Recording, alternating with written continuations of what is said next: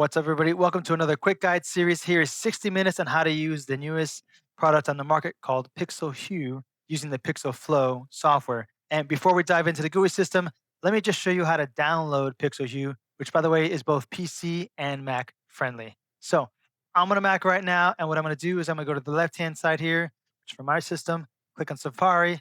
And to make it even quicker, I'm going to go to Google, type in Google. And once I get into Google on the search bar, what I want you guys to do is type in Pixel Hue Download Center. All right.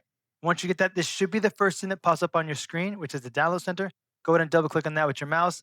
And once you get into this page, you're going to look for the Pixelflow Windows EN or Mac EN, whichever one you happen to be on. I'm on a Mac right now, so I'm going to download Pixelflow Mac EN, which stands for English, by the way. I'm going to click on download, and this should take about 3 minutes on your machine to get fully downloaded.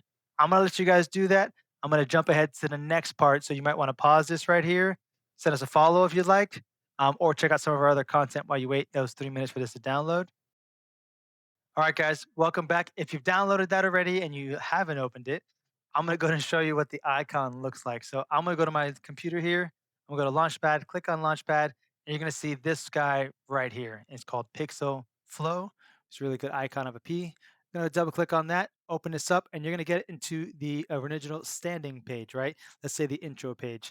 And on this page, let's go ahead and talk about this a little bit more. So I'm gonna go ahead and go full screen so you guys can really see what's going on here. And I'm going to show you I have online device and simulated devices. You guys that are at home right now, you should be on a simulated device. Why don't you go ahead and click on the plus symbol. And the plus symbol, I want you to click a P20. This is just so you can follow me. A couple quick notes here. There's the P20 and the P20DS. The biggest difference here is on the SDI. So you have four inputs here and four individual outputs, or four cloned slash copy outputs, which we'll talk about in a minute. And you have Dante ports here. All right. So that is the difference between a P20 P20DS. P20 also does have four SDI inputs and four loop outs of SDI. A little bit different there on that device. And then also you have the P10, the Q8, which is the mother of all, and the Q8, like most other systems, you click on the plus symbols down here, you get the options for the different cards that they have for inputs or for outputs. Won't go over Q8 too much here today, but we're going to definitely go over the GUI system for you guys. So again, let's go ahead and go to that P20, click on that P20, click OK, you see it there. Now, there's two ways to go in here. The first way is to go ahead and go to the bottom here and click on Start. That'll turn on the virtual machine. Once you get that, you can click in there. Another way to get in there is to double click on your mouse, which will open up this screen. And real quick, before we dive too deep into this, I want to show you guys something here to give you a reference to what I'm talking about in a moment.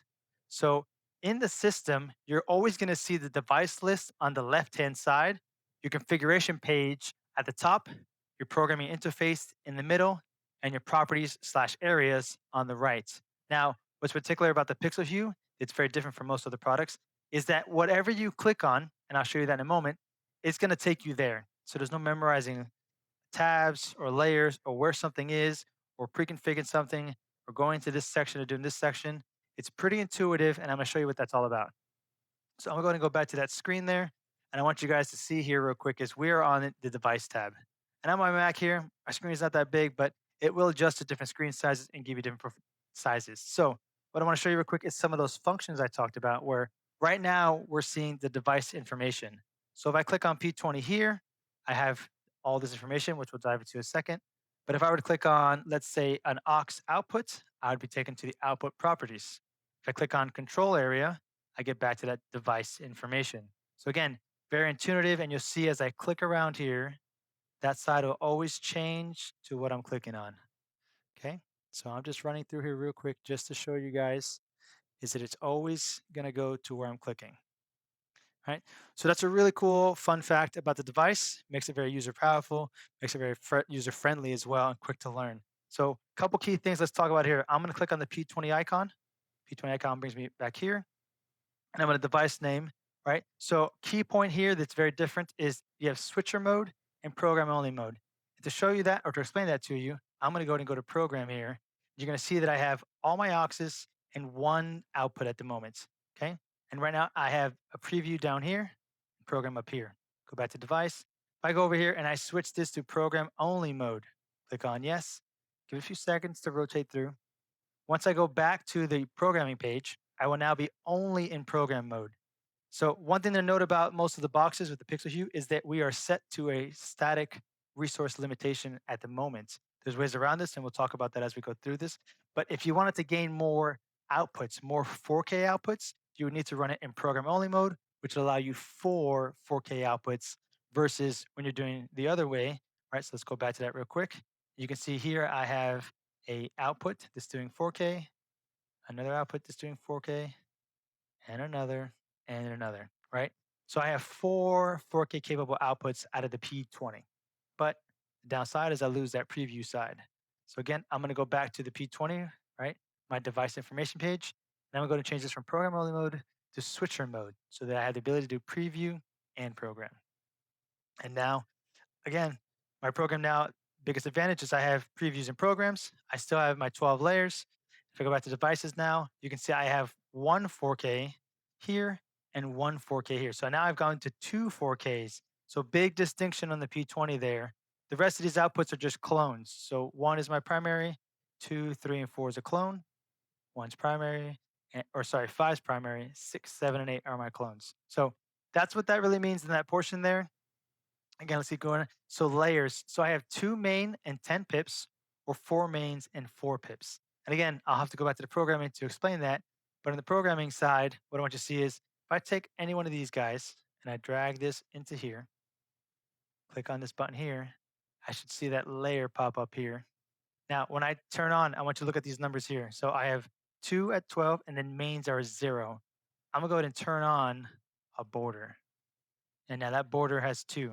Now, the reason it has 2 is that I'm doing 4K. If I were to do a lesser capacity or a different port capacity, so if I go on input here, sorry, we're doing 1.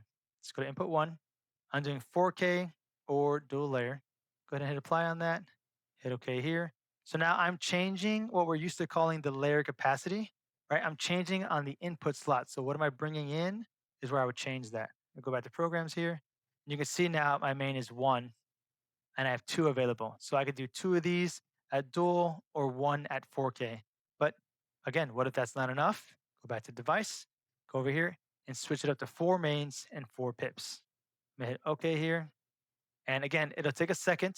One of the reasons is why this is doing this is that the entire machine, one of the beauties of the Pixelhue product is it is FPGA based cards.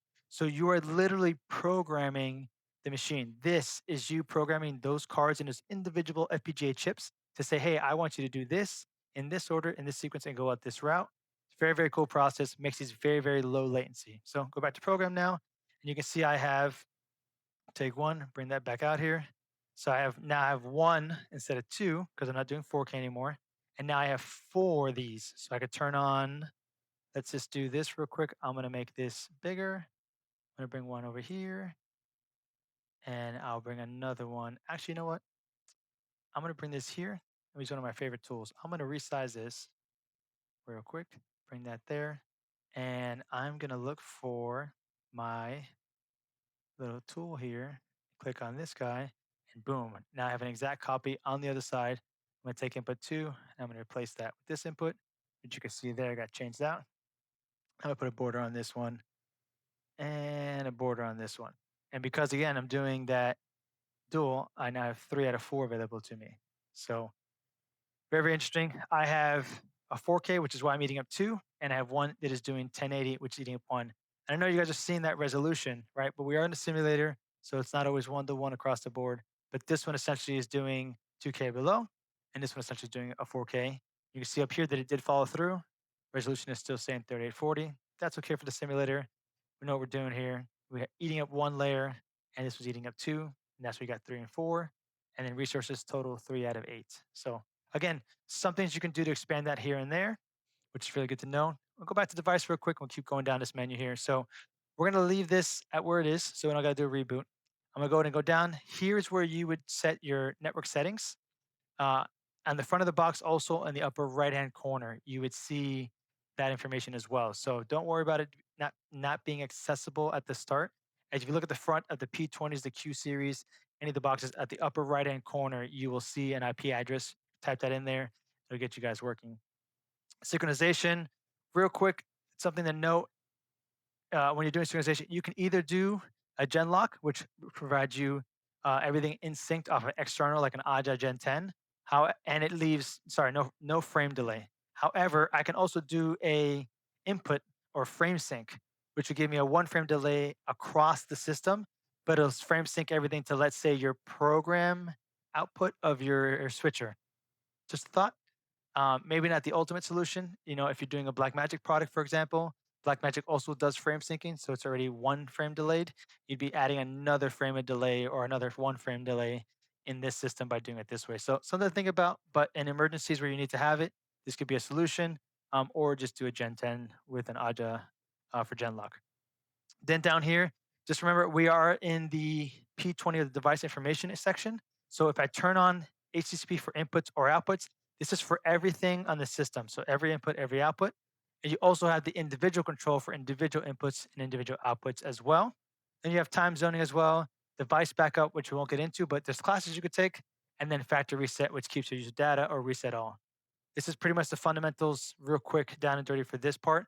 I'll jump into a couple of the other pieces when it comes to this box. So real quick, if I go to input one, click on the input one, input two, the verbiage here, right? Input three, input four. I get to this window and I can activate either display or HDMI. And no, you can't do both at the same time. I know you're going to ask. I'm telling you now, you can't. As of now, as of today's recording, that is not a thing. It's either or. So display port, HDMI, pick your flavor. That's what you're going to use. All right. And then your capacities are here. So 4K versus dual. So 4K, I'm going to use 2 layers, and dual, I'll use 1. Okay. Now, if I want to change the resolution, for example, I can go into the actual connector itself. So input 4, remember, we get this options, connector and capacity. And on the actual port itself, we get these options. So here's my basic information. I can name that connector name. I can turn on HTTP for that particular box. And then I have my color subsampling, my bit depth, apologies, and quantization or color, so full or limited, right? Then in the next portion, you have edit. And this is the key point, again, for Pixelhue, where they have done something to make this very easy for you, for newer operators or for existing operators to work a little bit quickly. So what I'm going to show you here is if I click on here, click on custom, I'm going to go ahead and put in a number. I'm going to do 2400 by 1800. I promise you, whoops, 181800. I'm going to hit enter there. And the system is going to try its best to see if that works, right? And it'll determine that in 4-bit.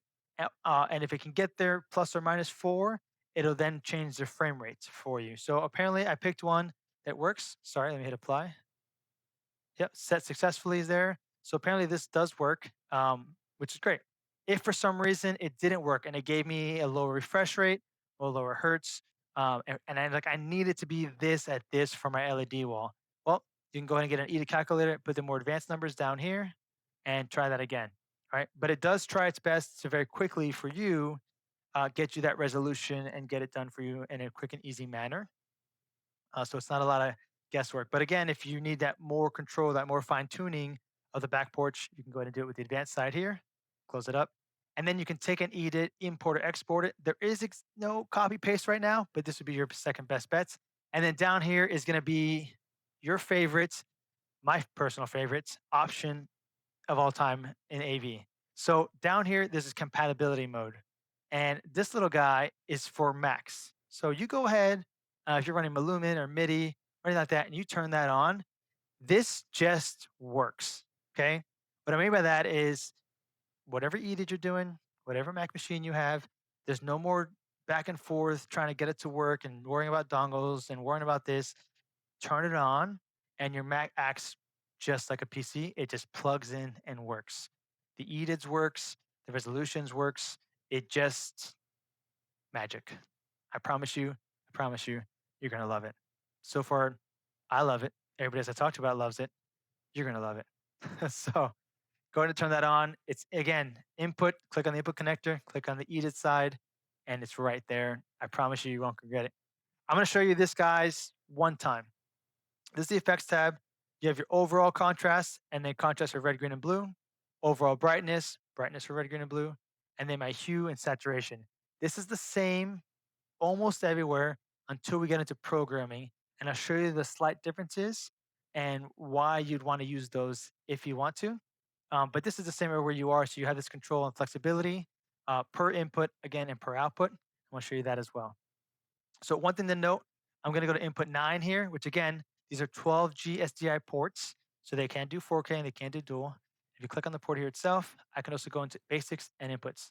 What I want to make note is these inputs here, okay, on the P20, these inputs can do up to 4K inputs at 60.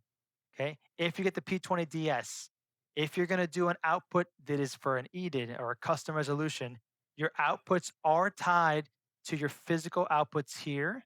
So if you do a custom EDID that isn't SMPTE specific, they won't work. And they'll turn red and they'll tell you that.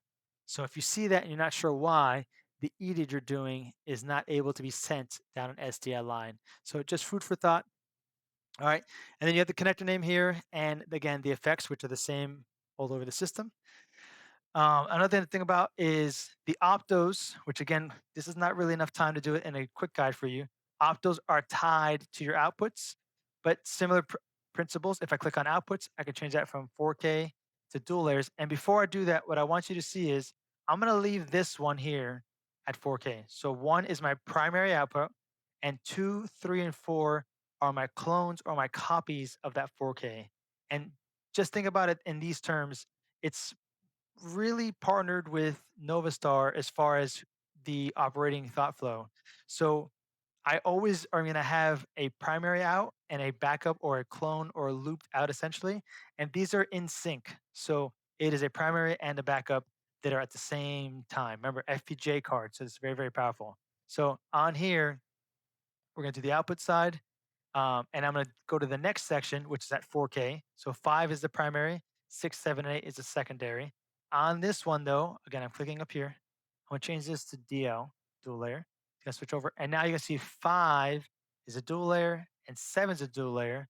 And 5 as the primary, and 6 it's just backup. It's a clone.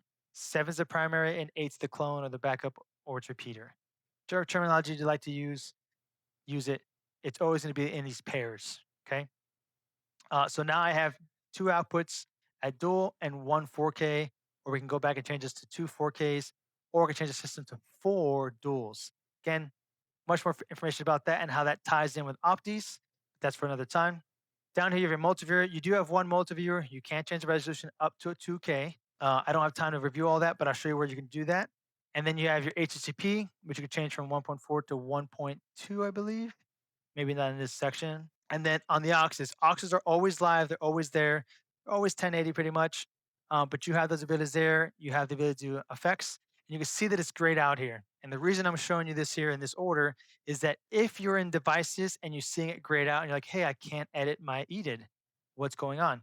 Well, on the P20, the aux are always turned on for you. So my screen is activated here. So if I go back to devices, one of these outputs should be grayed out where I couldn't modify it. So output 1, as you see, 3040 is grayed out and I can't modify it. But if I go to 5 and change timing here, I could change that here and I have that ability. Now, if I go back to screens, I can see screen 1 is tied to output 1 or card 1 of 1. And I can see where that's at, and that's 3840. And if I needed to do it, I can go to the output side and change it there. Same thing with the auxes. So I have auxes 1, 2, 3, and I'm going to shimmy on over. Aux 4, I have that. Go to my output side here, and you can see here, I can now change that and affect that. Now, this is a P20 workflow. Obviously, the auxes are always on, they're always active, so they'll be gray on the device side, but they won't be gray on the screen side. And this rule applies in the Q series and the other boxes as well. Once you turn them on in screens and assign them, then they will be grayed out on the device side. You can take it out and start over on the device side, or just keep moving forward and do it from this point. So let's go into this section real quick. Let's talk about what we see here. Let's start over with, on the right-hand side here, this little paintbrush. Okay, I'm gonna click on that. What I want you to look at is my screen. So I'm gonna add more screens. So I have the ability to do 3. I had 3 screens. You can see I've only got 3 outputs available, so it's shut off. And I'm gonna go ahead and hit the little swiper here. And what it's gonna do is gonna clear all of my screens. So fresh slate, start over, no big deal. Go and I'm gonna add 2 again, 1 and 2. I'm gonna go to screen one, and I'm gonna add outputs. So I'm gonna show you something real quick here. All right, so on this side, I'm gonna go ahead and bring this out here. And if you remember, we changed this to DL. So what I'm gonna do real quick is I'm actually gonna go back, right? And I can see this is DL here. I can click up here and see that. And I'm gonna go to the timing. And although I'm doing 3840 by 1080, so I'm technically within the correct bandwidth, can't really do the 4K that we're doing on the other one. So I'm just gonna dumb this down to 1920 by 1080, hit apply on that, and come back over here, and my second one should be changed. Let's double check ourselves. Yep. And yes. Okay. So go back over here. I'm gonna go to the new screen. Okay. And in the new screen, I'm gonna drag my 1080 here and my 1080 here. Right. So I got these two screens a little bit separated. I want to show you a quick little thing. These are just like little quick. So 1 to 1, 1 to 2, 2 to 1. So vertically versus horizontally. So I'm gonna do 1 to 2, and those will go to center mass 0, 0 coordinates, and they'll be perfectly aligned. Now, let's talk about two different ways to think about this. You have projectors and LEDs. If you're a projectionist and you're used to media servers, you might have a different perspective of how to do this. But let's go over that real quick. So, if I'm a projectionist and my content was built correctly or was built right, 1920 by 1080 or 1920 times 2 gets me 3840 by 1080 for the mosaic, right? That's a double wide projector, very common nowadays. You can do this really easy. Let's say I need to account for the blend zone. So I could, in the olden ways, just take this and slide it over whatever that number missing was, and I'd have an overlap, right? But what if I wanted to do this the correct way? So I have an overlap. I'm gonna go ahead and put this back to here. I'm gonna go to advanced, and I'm gonna go to the edge blending in advanced, and I'm gonna turn that on. And I'm gonna go here, and I'm gonna say I wanna do data doubling at 600, and there you go. Now you've done data doubling at 600. If I go back to topology, on the topology side, 3240 by 1080, or 3240 minus, or sorry, 3840 minus 600 is 3240. So there you go. Here's the kind of old school way back in the day when you just kind of put them together and it worked out. Or if you need to do data doubling, or you have to do data doubling, or you should do data doubling, that's the way to do it in this side. So advanced, one more time, go to the advanced, turn on the edge blending, turn on this portion here. You have multiple ways to do this here, and you have some more advanced options in the Q side as well, which we'll go over another time. But this is the down and dirty for that. We're going to turn that back off, and I'm going to go ahead and go to my topology. Turns back to 2 to 1. So another thing I want you to think about, I call this always the bouncing ball theory. So if I had an image, let's say like what you're seeing here with the mouse, and the ball needs to go this way, and let's say in the 3D or in the 3D space, the ball did continue to go from one screen to the other like this, and that's great. But let's say in the real world, the screens were separated, and this is very, very key. I'm going to separate these screens. You see that number coming up there? 479, 490, 500. Let's do about 600 there. 600, okay? So my horizontal position, you can see over here, is 2520. That is the digital coordinates.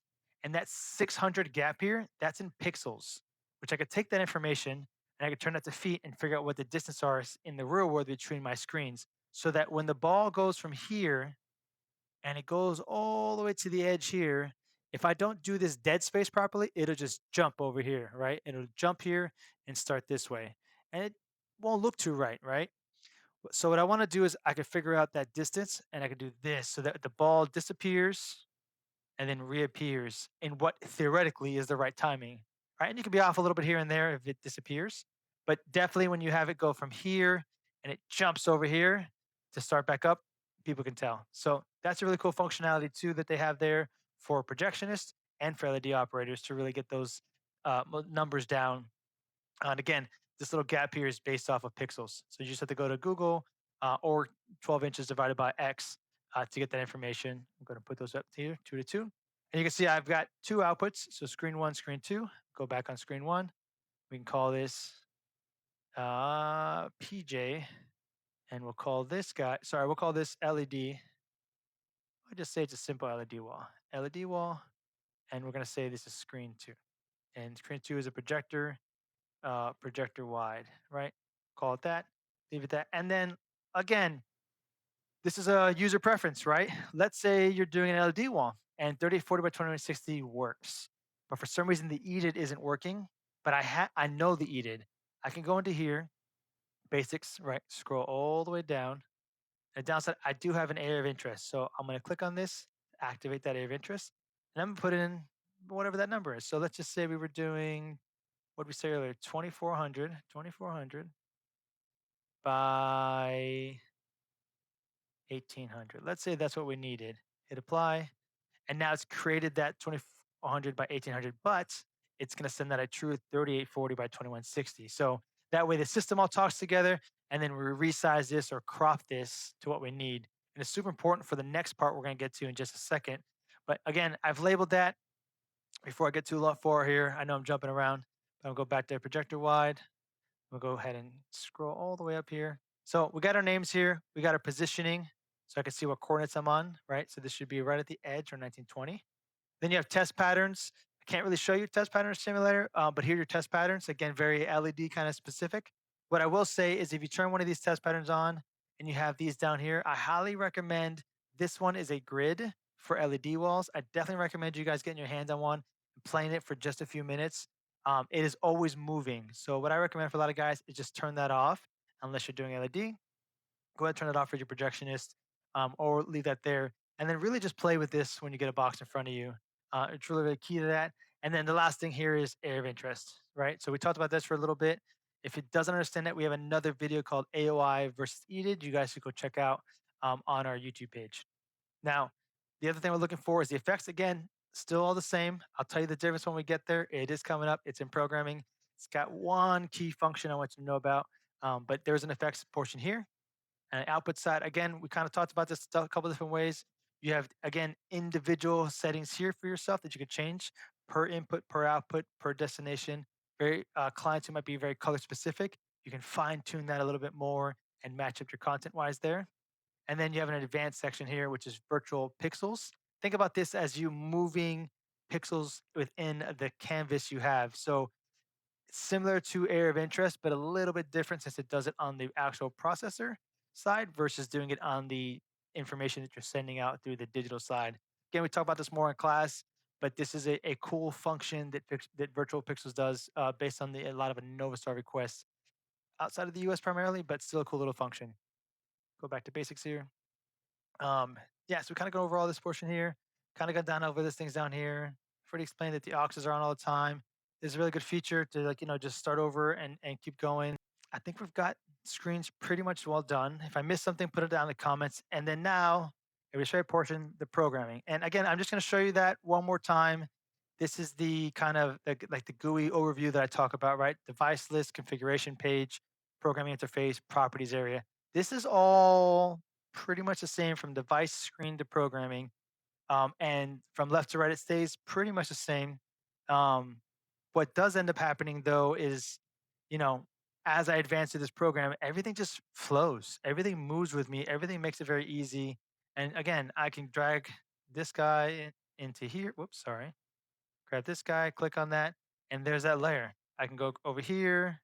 I can go to the background, and you can just see it's just moving around, right? This is constantly changing to what I'm clicking on, where I'm at. So very, very powerful. I'm a really big fan of that. Just can't emphasize enough the amount of time this saves me when I'm doing things. So we're in the programming page. One thing I want to show you here is that this LED wall is the exact size of that area of interest I did.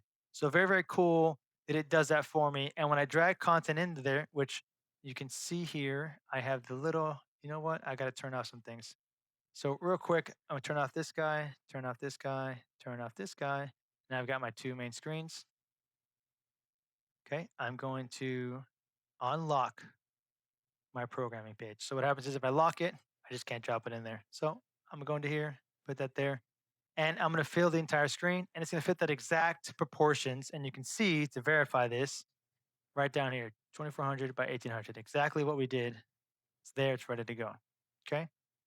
That is one way of doing things. Now, in programming, on this side, I have another side, right? And again, I got to take that lock off. I just said that, right? Take that lock off. I can go here and I can go double the width essentially. So again, this is a one layer resource capability.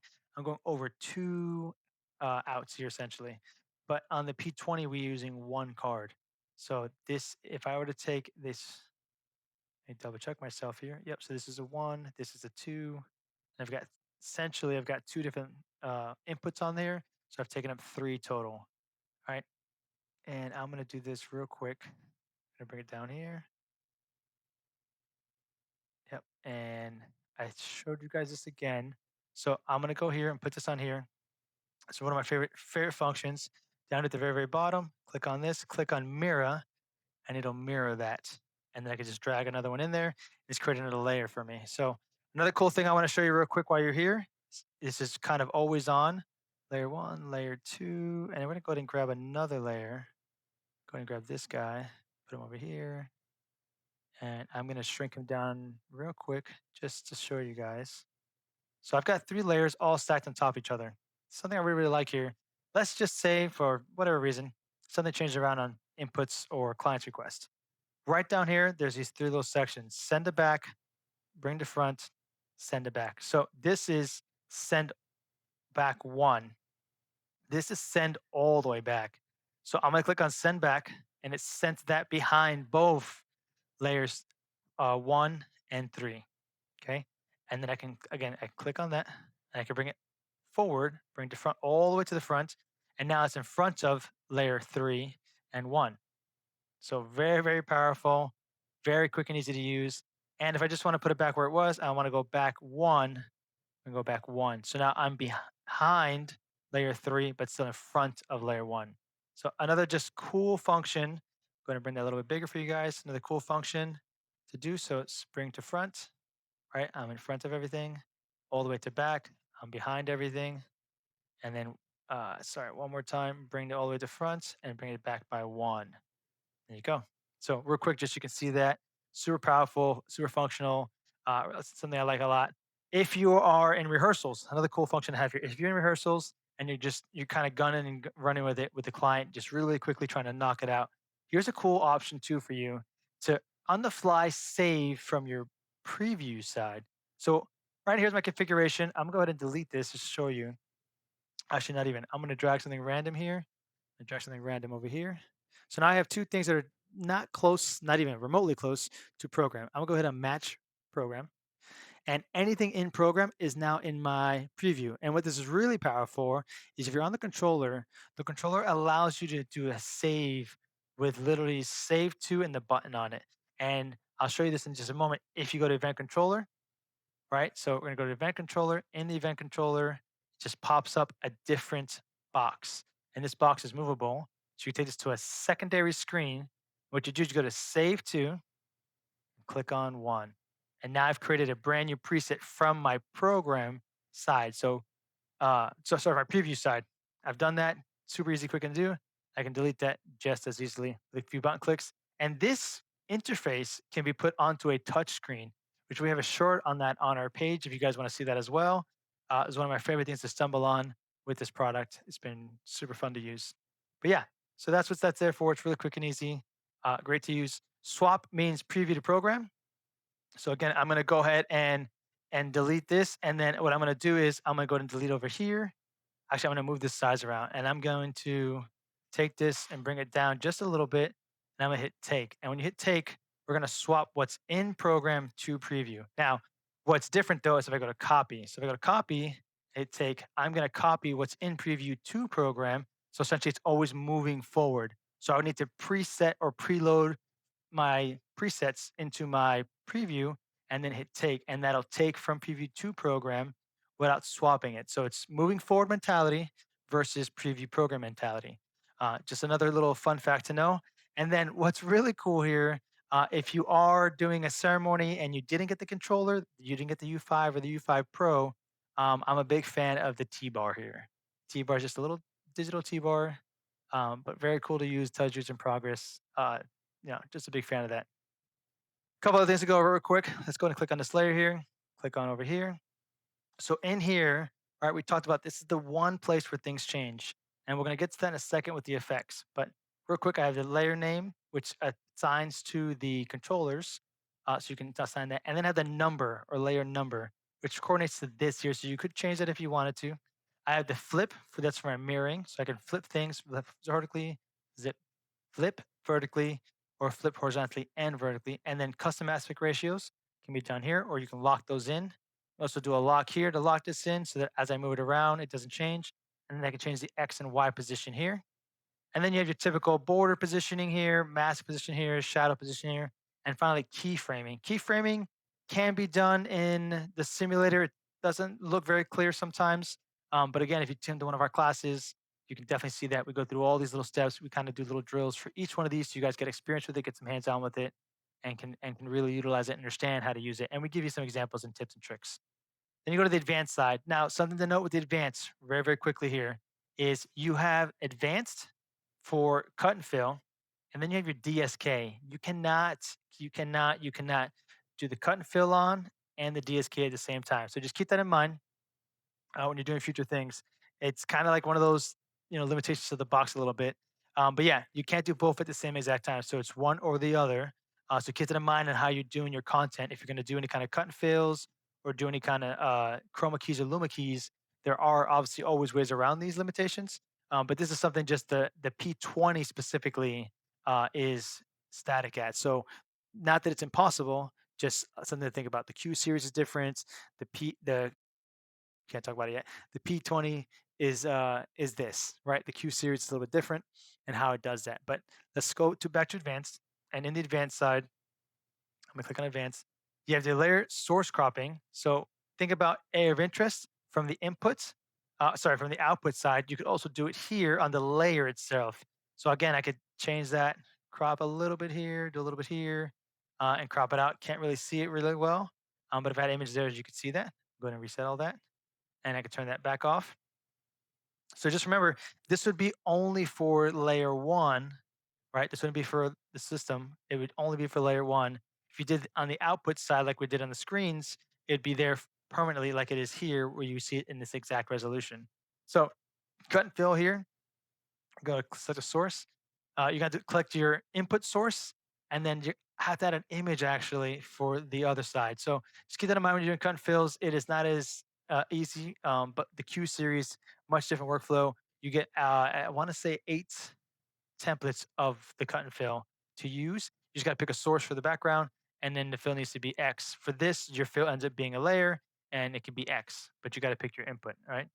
So I'm going to hit cancel.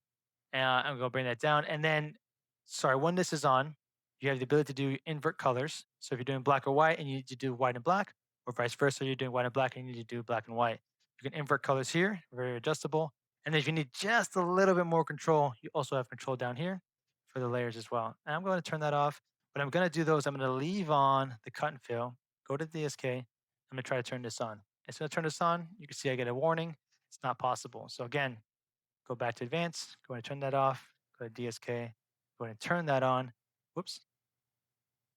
And now I've turned it on. So there are 3 types of keys. There's smart, which is system again trying to assist you to figure out what it wants to key on.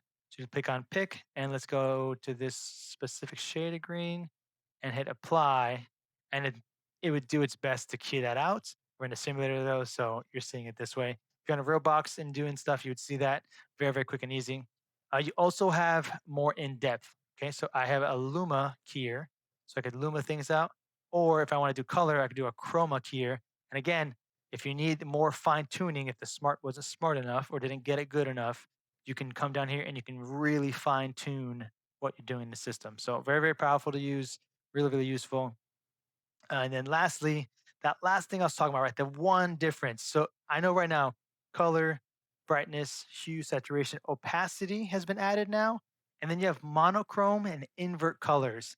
Again, this is just another tool in the toolbox for you guys on the fly when you're programming to go ahead and change something for your cut and fills or for your chromas, just to have a little bit of an extra flexibility to get to that XYZ that you need to do. Again, so now you don't have to go back to screens or device to get those functions to get those things done. You don't have to redo content. You can kind of do a little bit more here. Again, just to make it a little bit easier to get to the next stitch. If you're trying to do some of those things, the programming side has those monochrome and invert colors for you, or an opacity if you want to do something on the lower third where I need to have a bug here, but it needs to be fully present.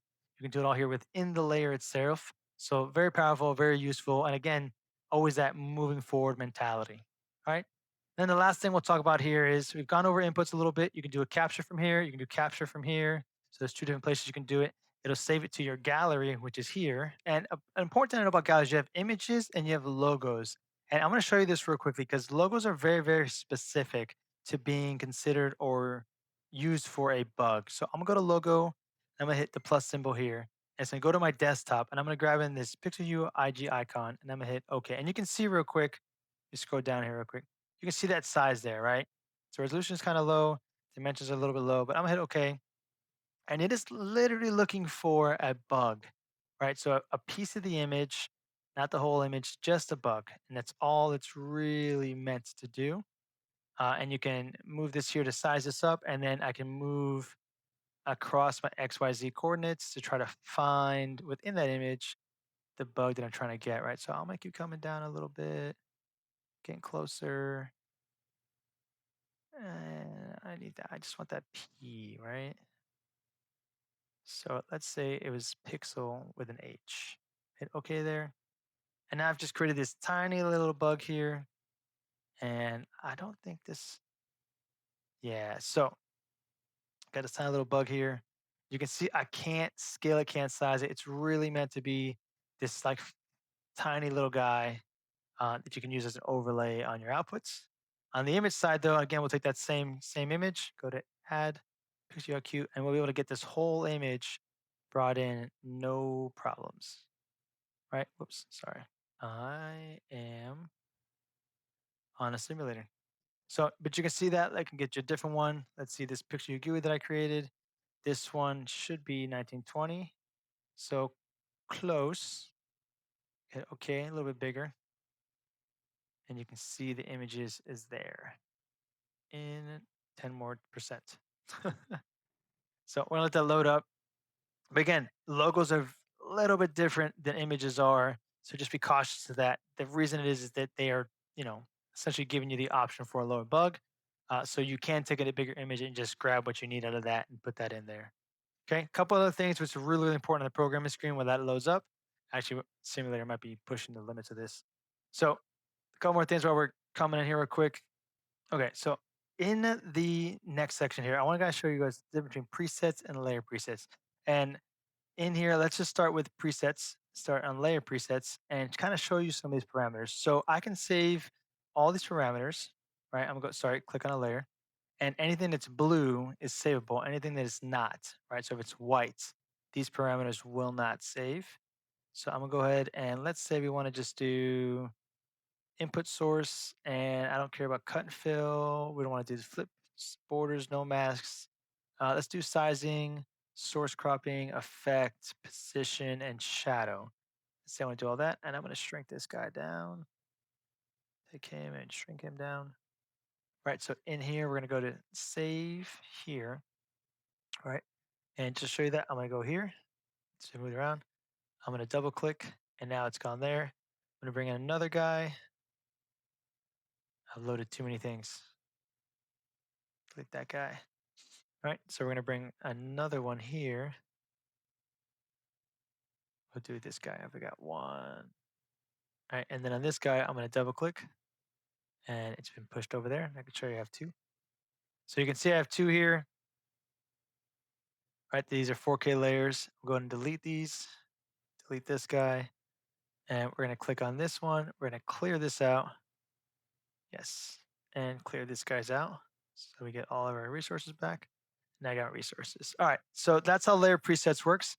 Again, drag one of these guys out. So we got that one. I can change this however I see fit. I can change our settings, change the layer presets. I can go here and edit or delete. Edit is really just to change a couple things here, but I'm going to delete that. It's pretty, think of them as user keys, for example. These are just ways to preset some things for your layers that make it quick and easy. And then screen presets. So screen presets are pretty straightforward as well. Again, I show you, I got this guy here, and I'm going to take a dual. I'm going to put this guy up here, right in the middle.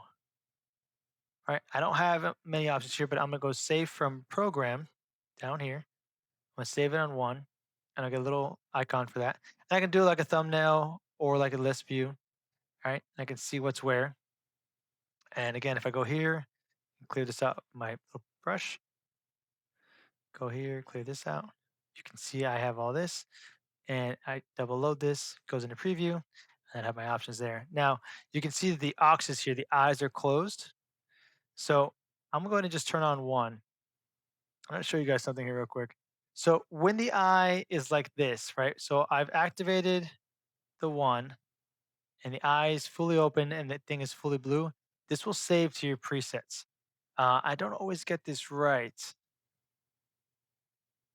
So, there you go. So if the eye is open, right, but not blued, I can see this and I can control things, right? I can take things here, I could take things here and I could size them and I could send them out. But when I save a preset, a screen preset, it won't save that screen preset. So I'm going to save from preview, save from preview, save that on to, right? So now on to I have project and wide, LED, and aux screen one, right? If I go to one, it'll load at one, which has nothing here, and this has been activated. If I go to two, you can see it's been turned off because it didn't truly save because it wasn't actually on. It was on so that you, the user, can control it and change things out, but it wasn't physically on. So again, one more time, it's on for you, the user. So when it's blue, like you see here, blue with eye open, you can control it and you can save it. If it is only on, and I'll see if I can do this again. Again, I'm not always good at getting it. Ah, I'm not sure what the sequence is. As you guys, hopefully you don't struggle like I do, but I am trying. So that's off. I have no way to see it. There we go. So nope, of course not. There we go. So I now have the eye open. I have control as a user to control that and move things around, manipulate layers, manipulate screens, and send it out. Or if I have an aux screen that's going to just a separate area and I don't want it to take in all that stuff, I could do this. It will not save on the presets, right? So I'm gonna go here, drag this over here. Whoops, hit take, right? I have all these functions, right? But it doesn't work. I can physically see it. I have to have it fully blue and then it'll take and it'll work and it'll be properly done. Okay. Same thing with the presets. It will not save unless it is fully blue and the eye is fully open. So just keep that in mind, guys. That's a really, really key thing. I've seen a lot of guys mess that up. That's the only thing you really got to worry about when it comes to programming. The other thing too is you have that DL versus 4K. And again, real quick, 4K will eat up two layers. A dual will eat up one. So just keep that in mind for future things. And then the last thing, the most important thing, the one thing that it is, I feel like constantly being worked on right now is the multiviewer. The multiviewer for the P series, just so you have one output, one multiviewer, and it is static inputs. So I can use my mosaic down here to move those inputs. And these are all live inputs. I'd see sources here. And then I have my outputs that have been turned on. If I have all four of them on, these are movable, programmable. They, again, you can't put them on top of each other, but I can move out my outputs, whatever those might be, to wherever I see or need fit, but I cannot overlap it. And my inputs are static. So that is a P20 thing, not a Q series thing. And you also only have one multiviewer. So just keep that in mind. A little bit limited, but again, workaround. Most guys that use this, they get used to it very, very quickly. The benefit is the speed and how fast you can click this up and get it going. So, anyways, if you guys have any questions, if you don't follow us, please go ahead and follow us. If you haven't found us on social media or sign up for our email blast, you get some discounts and email blast. You can follow us on social media for constant updates. I hope you guys enjoyed this quick guide. Hope you guys are doing really good out there. And for the ones that got to watch this video, if it did help you on show site, please let us know in the comments. I love hearing from you guys. Really, really hope this is useful for you. This is my quick guide for you, down and dirty, how to use the Pixelflow software. Have a good one, guys, and keep loving up.